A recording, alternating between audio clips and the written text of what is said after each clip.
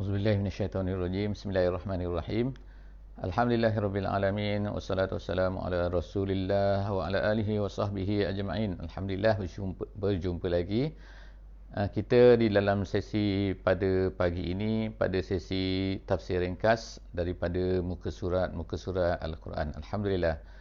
Pada pagi ini insya-Allah kita akan sama-sama bertadabbur pada muka surat 373 daripada surah Asy-Syu'ara. Insya-Allah kita akan bersama-sama dalam ayat 137 pada surah yang ke-26, surah Asy-Syu'ara ayat 137 insya-Allah.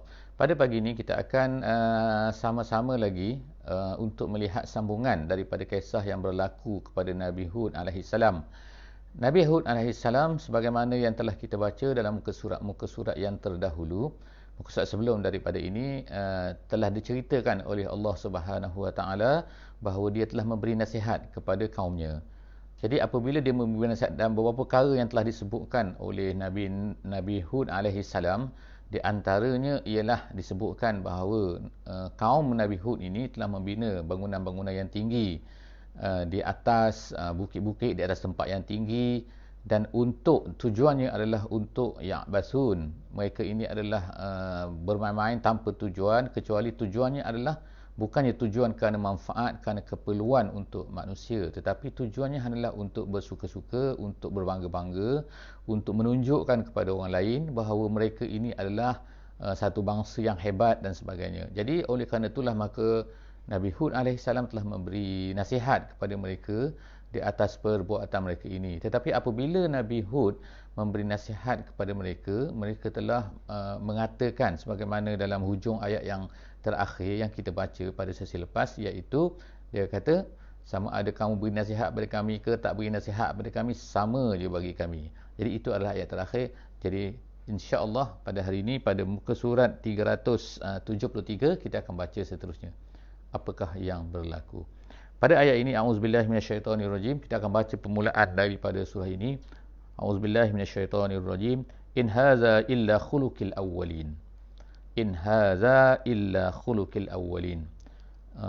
Maknanya ialah sadaqallahul azim. Artinya ialah in haza, tidak adalah ini, melainkan khuluqil awwalin, hanyalah adat kebiasaan orang-orang yang dahulu kala. Jadi ayat ini sebenarnya dalam perkataan khuluq tu, khuluq bacaannya adalah khuluqu. Ada satu bacaan lagi, qiraat yang juga diterima, iaitu dibaca dengan in haza illa khalqul awwalin. Khalqu iaitu dengan baris di atas. Jadi khalqu ni adalah ertinya ialah, kalau kita terjemahkan ialah khalqu kejadian gitu al-awwalin, iaitu orang-orang yang terdahulu juga. Jadi sama ada dia baca khuluqul awwalin ataupun khalqul awwalin, kedua-dua bacaan ini menunjukkan memang ada perbezaan sedikit dari segi bahasa, tetapi kedua-dua bacaan ini menunjukkan kepada kejahatan orang-orang yang mendustakan Nabi Hud alaihi salam, iaitu kaumnya, dengan mengatakan bahawa sebenarnya apa yang mereka buat ini adalah itulah sebenarnya apa yang telah dibuat oleh orang-orang yang terdahulu, iaitu menentang Nabi dan juga para Rasul. Ada satu lagi penafsiran, iaitu kata-kata ini adalah kata-kata daripada mereka sendiri. Dia kata maknanya apa yang mereka buat ini, iaitu membina bangunan yang tinggi di atas bukit, bersombong-sombong dan sebagainya, itu semua adalah perangai, adalah memang kebiasaan kami semua. Jadi itu adalah dua terjemahan. Jadi yang penting kat sini ialah mereka masih lagi menggunakan alasan bahawa inilah yang dibuat oleh orang-orang yang terdahulu, ataupun inilah perangai yang telah dibuat oleh orang-orang yang menentang Nabi-Nabi yang terdahulu. Jadi mungkin kata-kata ini adalah kata-kata untuk memberi khabaran, dan juga mungkin kata-kata ini adalah kata-kata daripada kaum Nabi Hud alaihi salam. Seterusnya ialah apa yang dikatakan oleh mereka, iaitu mereka mengatakan wama nahnu bimu'azzabin. Wama nahnu bimu'azzabin. Kami ini tak akan kena azab.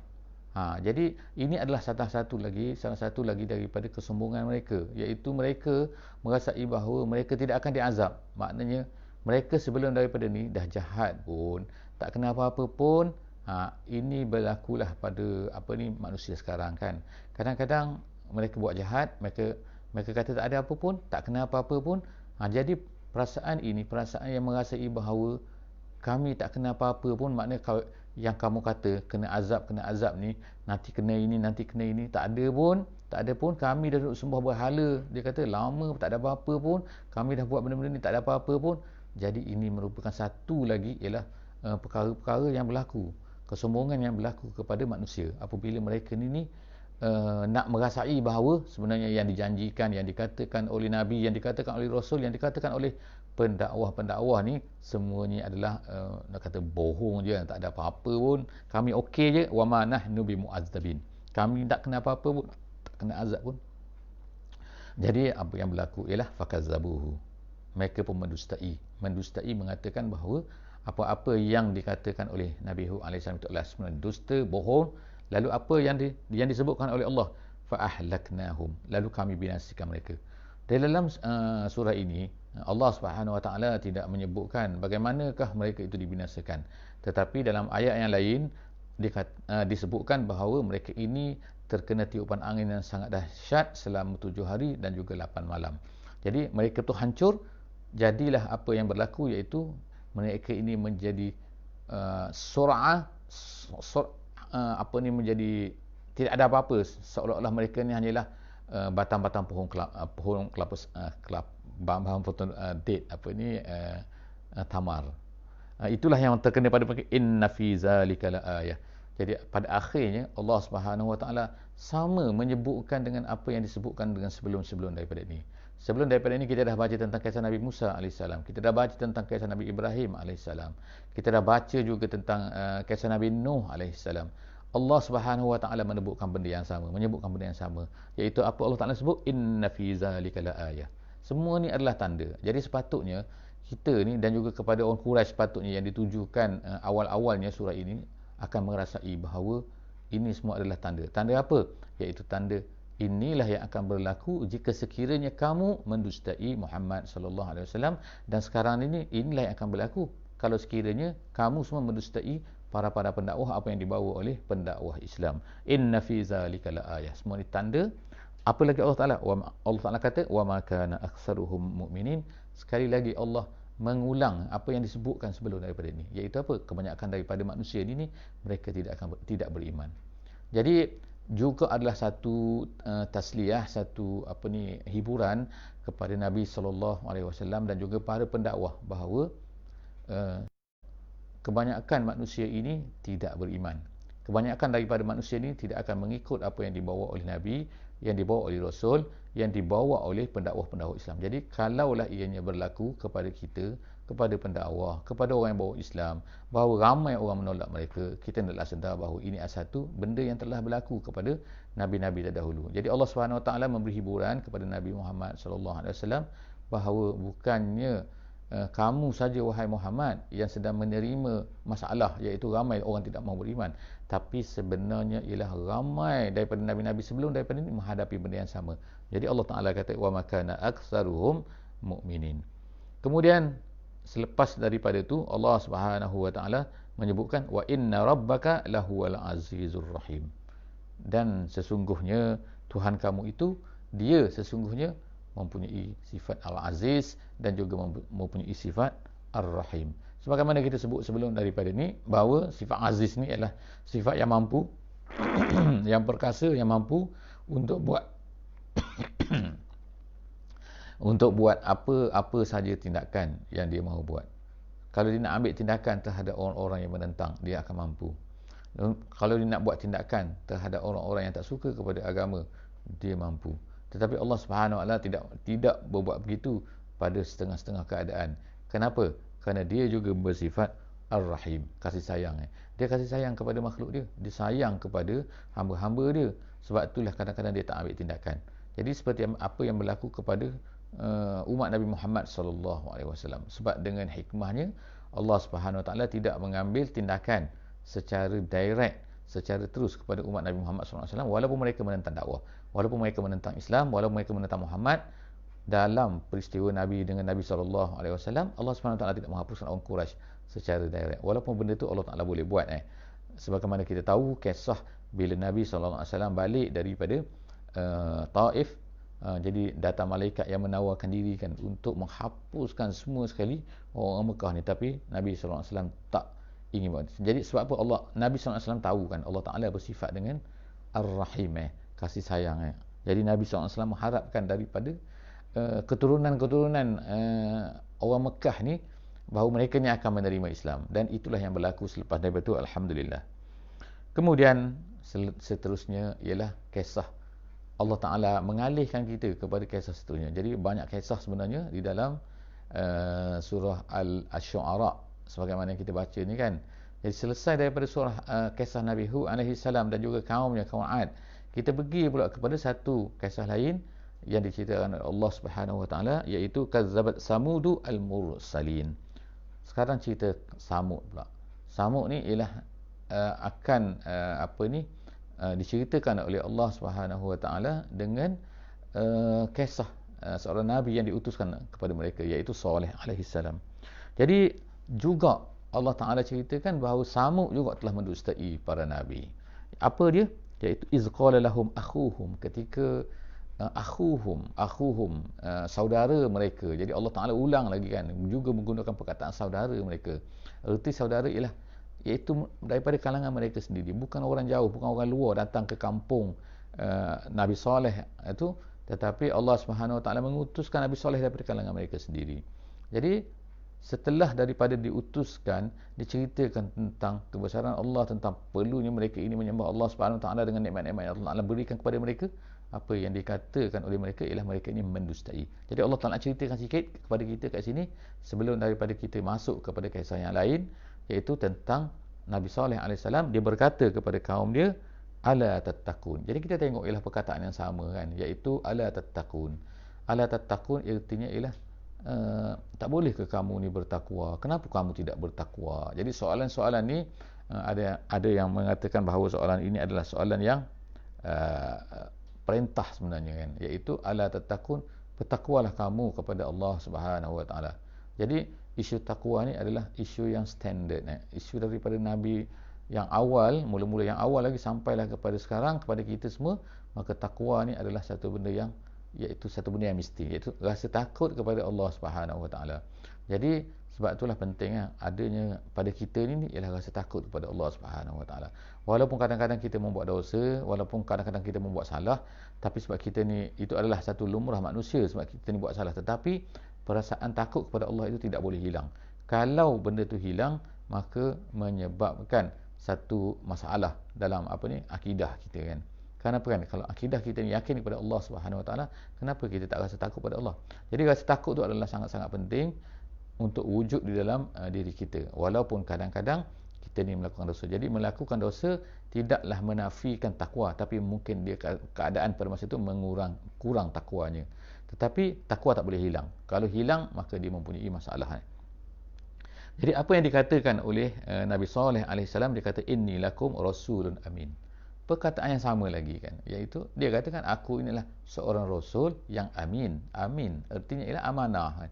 Iaitu aku ini menyampaikan apa yang diberikan oleh Allah Subhanahu Wa Ta'ala kepada aku. Fattaqullah wa ati'un. Jadi dua benda yang sama juga, iaitu takwa dan juga selepas daripada kita mengakui Allah sebagai Rabb, sebagai ilah, maka selepas daripada itu mestilah kena ada at-taqwa dan juga ta'atullah, taat kepada Allah Subhanahu Wa Ta'ala. Takwa inilah Nabi SAW kata at-taqwa hahuna. Nabi menunjukkan kepada hatinya, iaitu takwa ni di dalam, tapi taat tu ialah di luar.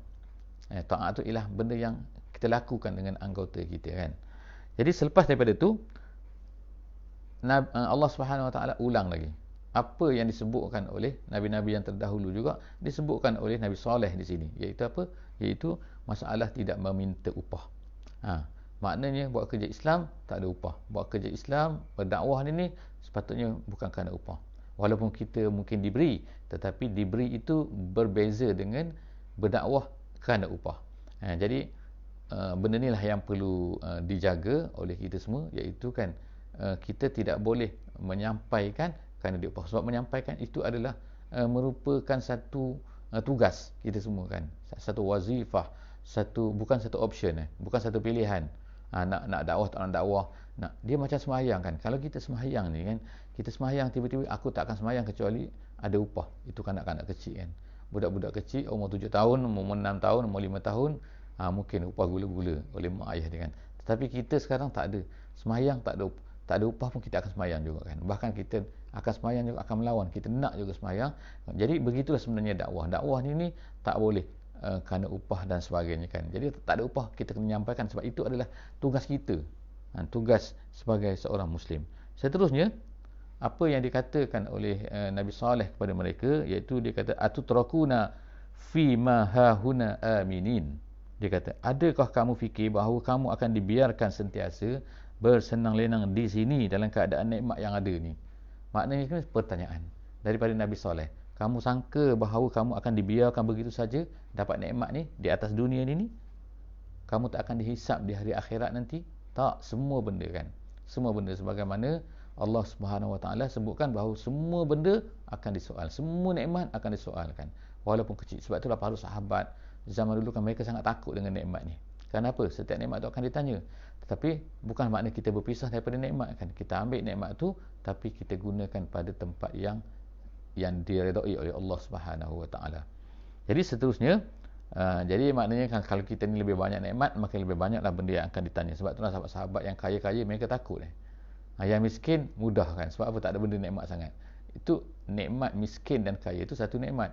Kesihatan badan kita, pendengaran kita, penglihatan kita, semua itu adalah juga nikmat juga yang tak boleh lepaskan. Jadi kita akan ditanya juga kan.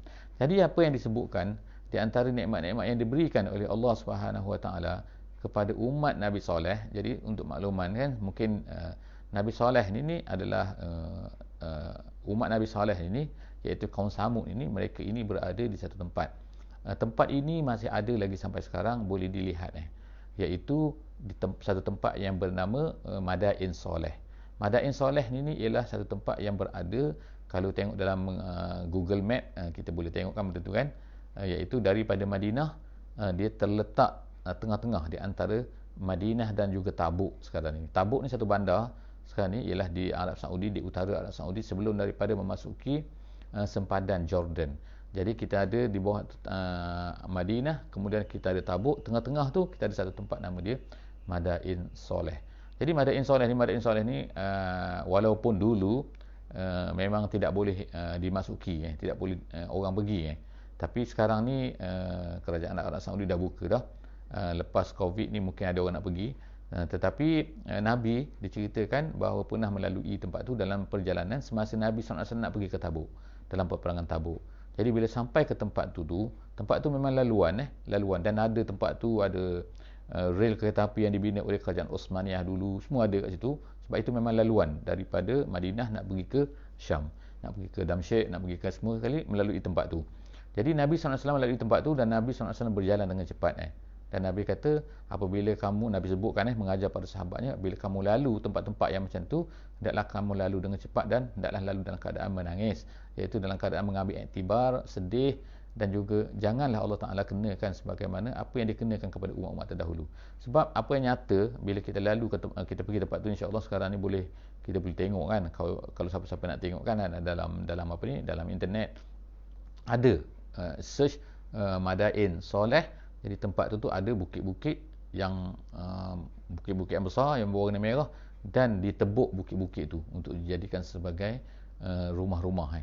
Jadi umat Nabi Nuh ni, umat Nabi Saleh ni, mereka ni pandai menebuk bukit-bukit tu, dan mereka tinggal di dalam bukit-bukit tu. Dan Allah Subhanahu Wa Taala nampakkan, Allah Taala maknanya memberi mereka kehebatan untuk boleh menebuk tu. Jadi jangan keliru. Ada satu lagi tempat yang hampir sama, iaitu di Petra di Jordan. Jadi bentuknya hampir sama. Di Petra pun sama, di keadaan cuma di Petra tu masyhur. Kenapa masyhur? Kerana dijadikan sebagai tempat untuk pelancongan oleh kerajaan Jordan.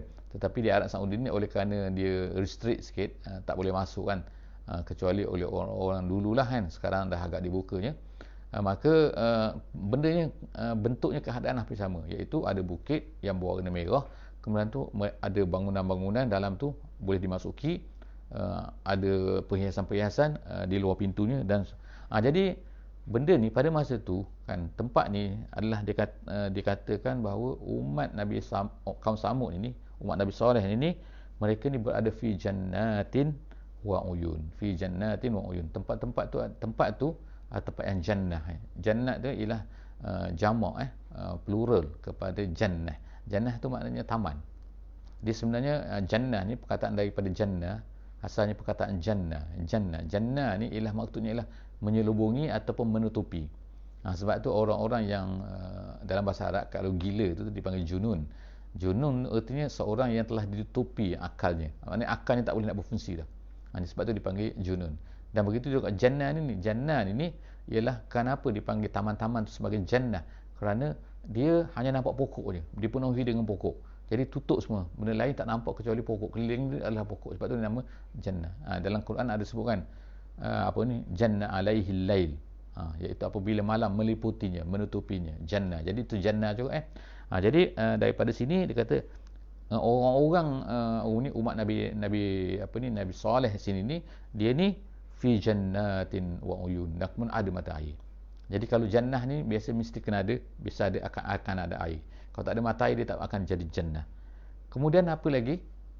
Apa yang ada pada mereka lagi? Wazuru'in. Mereka ni ada pokok-pokok, ada kebun-kebun tanaman. Kemudian Allah Ta'ala sebut lagi wa nakhlin.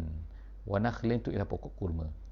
Jadi maknanya kat sini kan, kalau ikutnya pokok kurma tu memanglah sebahagian daripada tanaman-tanaman kan, tetapi Allah Ta'ala sebutkan sekali lagi juga, iaitu dan kebun-kebun tanaman, dan kemudian dan pokok-pokok kurma, tal'uha hadim. Tal'uha tu apa ni artinya ialah yang buah yang lahir daripadanya. Itu buah. Jadi buah yang lahir daripada nakhl tu, daripada pokok kurma itu hadim. Hadim ni ialah satu perkataan yang menunjukkan kepada buah kurma tu, satu bentuk daripada buah kurma yang lahir daripada pokok kurma itu. Pada permulaan tu dia akan keluar satu benda ni kan, satu kan buah tu kan, kita tahu kan, kalau orang tanaman tahulah kan macam mana dia lahirkan. Jadi kurma ni kan adalah sebenarnya adalah satu buah yang terakhir sebenarnya. Kurma ni, kurma tu dipanggil oleh orang Arab. Kalau kita semua panggil kurma kan, buah kurma, kita tak ada lagi. Tapi dia sebenarnya ada banyak, ada rutab, ada gini kan, saya pun tak ingat lah. Sejak daripada permulaan tu sampailah kepada akhirnya tu, so dia ada nama-nama yang khusus untuk buah kurma tu kan. Sebab mula-mula dia akan keluar mayang dia, kemudian dia akan keluar buah yang muda, kemudian tu buah yang lembut sikit, kemudian akhirnya dijemur kering, maka dia akan jadi tamar kan. Jadi tapi nak ceritakan kat sini ialah Allah Subhanahu Wa Taala keluarkan mula-mula dia tu lembut, tal'uha hadim. Permulaannya itu ialah hadim. Hadim sangat lembut. Kalau ada bahasa Melayu juga dipanggil juga, ada juga, iaitu dihadam kan. Hadam tu maksud apa yang hadam? Mudah hadam, iaitu mudah sebab dia lembut, dia masuk dalam perut. Jadi hadim tu ialah artinya ialah permulaan yang buah yang keluar dari pokok kurma itu, dia tu adalah sangat lembut. Kemudian watan hituna, Allah Ta'ala sebutkan lagi kehebatan daripada ni, dikatakan oleh Nabi Saleh kepada mereka ni, watan hituna minal jibali buyutan farihin, dan kamu semua ni pandai untuk untuk menebuk minal jibali, bukit-bukit tu, buyutan. Mereka tak tinggal dalam khemah, tapi mereka tinggal dalam bukit kan. Jadi kehebatan mereka ni, dan bukit tu tahan, boleh bertahan untuk menjadi rumah untuk mereka. Jadi kita pelik juga kan, kadang-kadang kan, makna batu-batu di padang pasir, tiba-tiba dia ni kuat, dia bukan seperti pasir biasa tu. Kemudian farihin, ada bacaan dengan farihin dengan pendek fa tu, dan ada bacaan dengan farihin dengan panjang. Jadi kalau kita biasa kita akan baca panjang lah, qiraat kita ialah qiraat yang panjang. Jadi farihin tu maksudnya ialah pakar, maknanya pakar, kehebatan, pandai. Jadi dalam ayat ni dia kata mereka ini maknanya tanhituna, boleh menebuk bukit itu, farihin, pandai untuk membuat benda-benda kerja tu. Jadi tak semua orang pandai untuk menebuk bukit ni. Jadi kaum Nabi Saleh ni, mereka ni ada kemahiran benda tu. Fattaqullaha wa ati'un. Dan seterusnya lagi ialah kata Nabi ni, takutlah pada Allah dan taatlah kamu kepada Allah. Kemudian Nabi Saleh berkata lagi, wala tuti'u amral musrifin. Jangan kamu ikut, jangan kamu taat. Siapa? Kerja-kerja ataupun suruhan-suruhan orang-orang yang musrif. Musrif itu ialah orang melampau. Melampaui batas, iaitu orang-orang yang, kalau kita adakan dalam ayat kata kulu washrabu wala tusrifu, jangan kamu makanlah kamu, minumlah kamu, tapi jangan kamu melampau.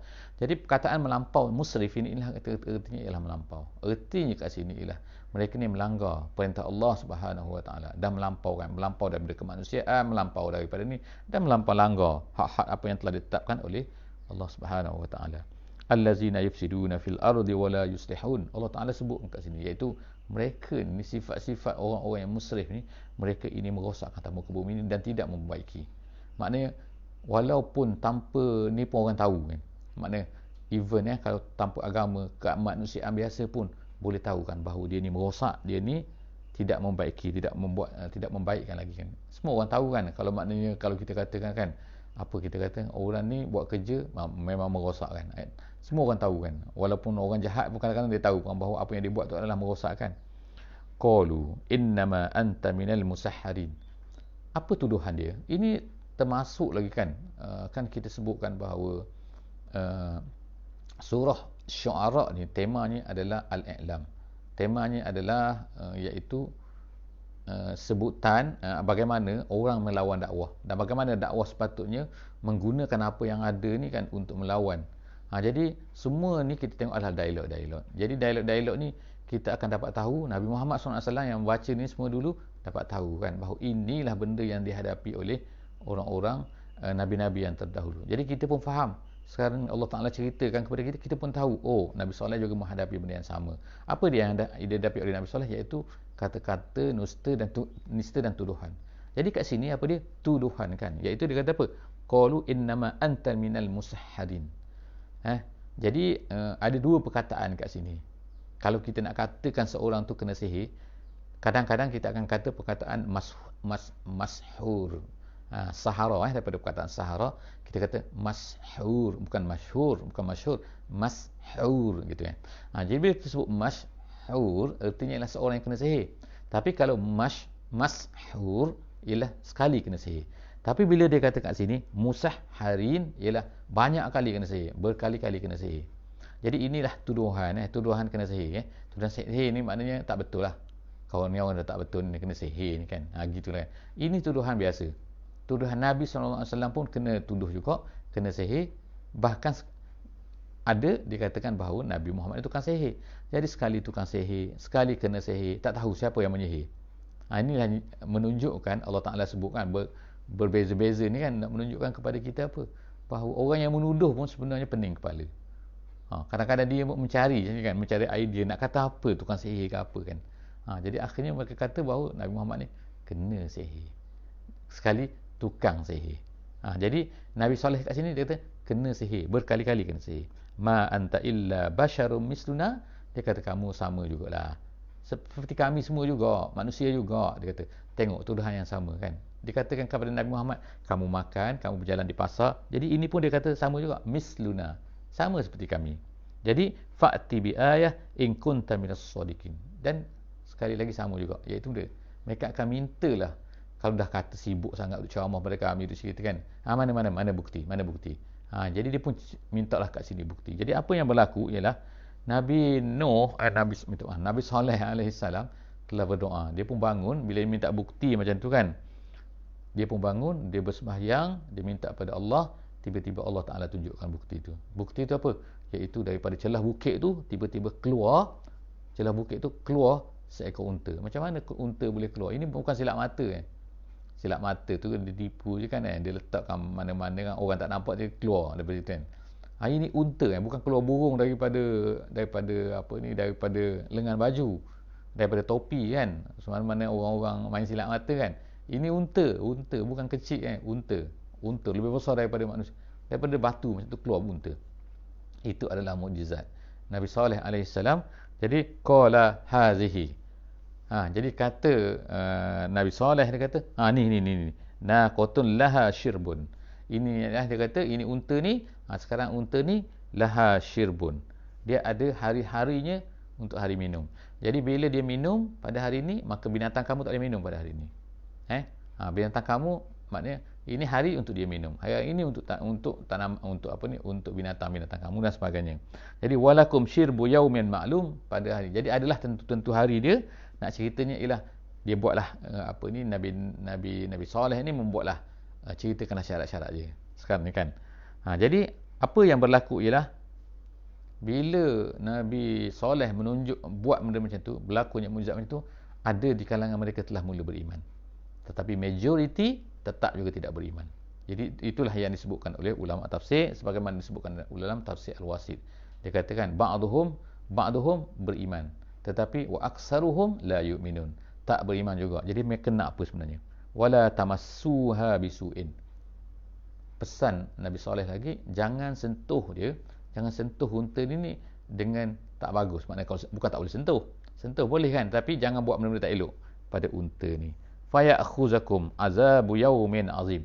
Nabi Saleh dah beri amaran dah. Kalau kamu buat tak elok pada unta ni, nanti kamu akan terkena azab. Kamu akan diambil oleh azab yaumin azim, pada hari yang besar, pada hari akhirat. Jadi apa yang berlaku selepas daripada itu ialah mereka telah melanggarkan apa yang dikatakan oleh Nabi Saleh. Apa yang mereka buat? Fa'aqaruha. Mereka telah menyembelihnya. Jadi Allah Subhanahu Wa Taala sebut kat sini kan, nak menunjukkan kejahatan kaum Nabi Saleh tu, mereka telah menyembelih. Sedangkan tadi kata jangan buat benda tak elok pada unta ni. Tengok-tengok mereka sembelih. Jadi Allah Taala menggunakan perkataan waw sini, menggunakan fa'aqaruha. Fa'aqaruha tu mereka menyembelih unta itu. Jadi yang menyembelih unta takkan ramai kan. Jadi ulama-ulama tafsir sebutkan kat sini, Allah Ta'ala menggunakan perkataan jamak, perkataan ramai yang menyembelih unta itu. Mereka menyembelihnya. Sedangkan yang menyembelih itu seorang saja. Kenapa? Apa hikmah dia? Disebutkan bahawa perbuatan menyembelih dilakukan oleh seorang, tapi yang ramai ni orang lain lagi, kaum Samud ni, mereka semua ni melihat apa yang dibuat. Maknanya bukan buat senyap-senyap kat belakang rumah kan, kat belakang lautan mana kan, bukan. Tapi mereka buat depan-depan, dan orang lain yang keliling ni semua lihat dan tengok dan setuju. Sebab itulah Allah Ta'ala kenakan azab kepada mereka semua sekali. Kenapa? Kerana kejahatan mereka, iaitu mereka bersetuju dan membiarkan seorang tadi tu yang menyembelih unta tu. Jadi maknanya mereka buat, walaupun yang buat tu seorang, tetapi yang lain tu setuju, maka yang lain juga akan berdosa salah kan. Jadi ini adalah memberi isyarat di dalam masyarakat kita kan. Kalau dalam satu masyarakat ada orang buat kejahatan dan tiba-tiba orang dalam masyarakat tu membiarkan dan melihat saja, maka semua ahli masyarakat itu sebenarnya adalah bersyubhat dan bersalah. Itulah yang berlaku kepada apa yang berlaku di Israel kan, di kalangan orang Yahudi kan. Kadang-kadang yang membunuh tu kan orang Islam di Palestin dan sebagainya itu seorang saja ataupun dua orang, sikit sebagainya itu tentera dan sebagainya kan. Yang lain itu biasa saja, rakyat biasa kan, tetapi mereka tetap juga bersalah. Mengambil kira daripada ayat yang kita baca ni, mengambil pengajaran daripada ayat ni. Fa'aqaruha fa'asbahu nadimin. Jadi apa yang jadi? Bila sembelih tu fa'asbahu nadimin, mereka pun jadi menyesal. Kenapa dia kata menyesal ni? Menyesal ni ada banyak penafsiran. Beberapa penafsiran antaranya ialah mereka menyesal betul. Kalau kita dah bunuh, jadi mereka bunuh, mereka pun jadi menyesal lah kerana bunuh. Ada pendapat yang kedua mengatakan bahawa menyesal sini ialah mereka start mula takut. Iaitu nadimin, iaitu takut kepada azab yang dijanjikan oleh Nabi Saleh kepada mereka jika melakukan apa-apa tak elok kepada unta itu. Fa'akhazahumul azab. Jadi Allah Ta'ala terus kenakan kepada mereka azab. Kenapa? Kerana pembunuhan yang dibuat terhadap unta itu. Inna fi zalika laayah. Allah Ta'ala sebut benda yang sama, iaitu ini semua adalah tanda daripada Allah Ta'ala. Wa ma kana aktsaruhum mu'minin, dan kebanyakan mereka tidak beriman. Ada yang beriman sebagaimana yang kita sebut tadi, wa inna rabbaka lahuwal azizur rahim, dan Allah Ta'ala sebut bahawa Allah Ta'ala itu sekali lagi ialah sifat yang sama, iaitu Al-Aziz dan juga Ar-Rahim, dan dengan ayat itu, maka setakat itu saja kita pada pagi ini. InsyaAllah kita akan jumpa lagi dalam muka surat seterusnya pada sesi akan datang, iaitu muka surat 374 insyaAllah. Aku qauli hadza wa astaghfirullahal azim li wa lakum. Wassalamualaikum warahmatullahi wabarakatuh.